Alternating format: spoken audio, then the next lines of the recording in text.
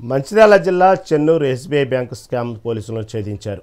ఈ కేసులో 41 మందిని అరెస్టు చేశారు. ఇందులో cashier Ravinder, branch manager Manohar, out sourcing ఉద్యోగి సందీప్లు కూడా ఉన్నట్లు రామగుండం సిపి అంబర్కిషోర్ ఝూ వెల్లడించారు.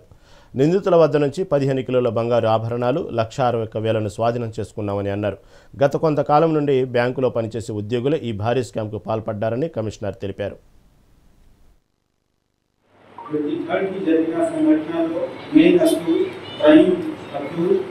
అక్కడే పనిచేసేవారు క్యాషియర్ రవీందర్.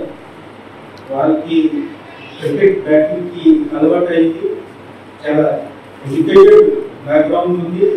కానీ ఈ చెత్త అలవాటుతో వాళ్ళు సొంత డబ్బు వాడుకుంటున్నారు. తర్వాత బ్యాంకులో ఉన్న గోల్డ్ లోన్స్కి దొంగతనం చేసి ఇదే గోల్డ్ వేరే ఫైనాన్షియల్ కంపెనీలో పెట్టి అక్కడి నుంచి లోన్ తెచ్చుకుంటున్నారు. లోన్ తెచ్చి మళ్ళీ ఈ క్రికెట్ బెట్టింగ్ కూడా ఆడుకుంటున్నారు.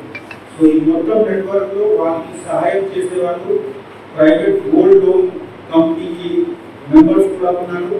వాళ్ళు కూడా ఈయనతో కలిసి కొంత కమిషన్ తీసుకున్నారు. ఈ కమిషన్ తీసుకుంటే వాళ్ళు ఈ అన్ని బ్యాంకులో ఉన్న గోల్డ్కి వాళ్ళకి గోల్డ్ లోన్ కంపెనీలో డిపాజిట్ చేసి డబ్బు క్రైమ్ అక్యూజ్డ్ రవీందర్ అకౌంట్లో ట్రాన్స్ఫర్ చేయడం జరిగింది.